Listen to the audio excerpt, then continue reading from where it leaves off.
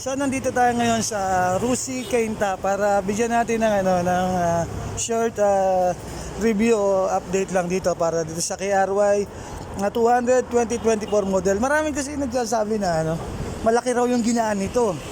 Malaki yung ginaan sabi dahil daw yung swing arm daw aluminum na, tsaka itong rim aluminum. So titingnan natin kung aluminum na ba talaga. Kasi yun yung pinipilit nung iba nung karamihan na nagbibigay ng review para dito sa KRY. Ito sample ng aluminum. Yan, aluminum. So aluminum na din daw yung swing arm nitong 2024 model. So meron ako dito magnet, iniram natin doon sa mekaniko dito sa Rusi. Yan, magnet to. So tingnan natin kung didikit siya sa bakal. Ayan, dumikit siya sa bakal, di ba? Bakal, magnet yan So tingnan natin kung didikit siya sa aluminum. Ito manubela, aluminum yan. Ayaw dumikit lalaglag And then dito rin sa sa inverted port, sa outer tube. Ayaw din Ayaw, di ba? So try naman natin dito sa chassis. Dumikit, di ba? Kasi bakal bakal to hindi siya aluminum, kaya dumikit.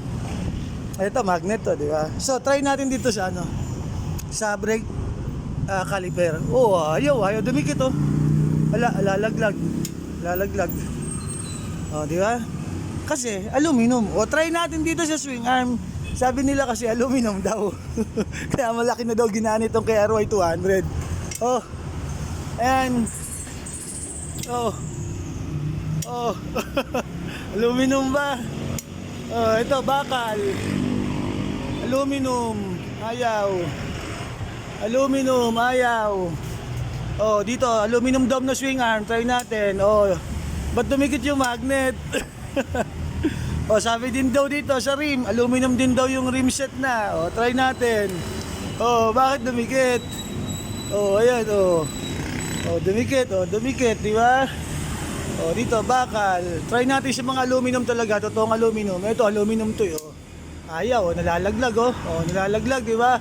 Itong tip nito bakal to dumidikit, di ba? So pag magbibigay kayo ng review and feedback, siguraduhin nyo lang na accurate yung mga sinasabi ng mga iba nating mga nagbibigay ng mga update. Kasi medyo malaki na raw yung ginaan kasi aluminum na raw yung swing arm tsaka tong rim set. Bahala na kayo humusga. Sa akin lang, binigay ko lang yung honest natin, review and feedback para dito sa KRY 200 2024 model. Almost the same lang siya ng mga previous model. Nagkaiba lang siya dito sa forma sa sa tangke. Medyo may nakalawit na dito, maganda na siya. Then bumuka yung cowling niya. Pero dahil sticker, yun lang yung konting na bago nila, yung decals. Pero overall looks, parehas din talaga Ang makina, parehas lang yan. Sa gulong, almost same pa rin ang laki. Talaga same pa rin ang laki. Sa swing arm na ginamit, same pa rin. Tambucho, sa makina, wala namang binago dito. Ito, hand grip, medyo iba na. Hand grip lang. Ito napansin ko, hand grip. Pero the rest, almost parehas lang ng mga previous model. Ito lang talaga, itong cowling, tsaka decals. Yun yung una ko napansin na pagkakaiba. Pero the rest talaga, ewan ko lang correct me if I'm wrong kung meron pa kayong makitang ibang pagkakaiba. Pero almost the same. Kung ano yung materialis ng previous model, ito rin naman yung materialis itong mga latest model itong KRY.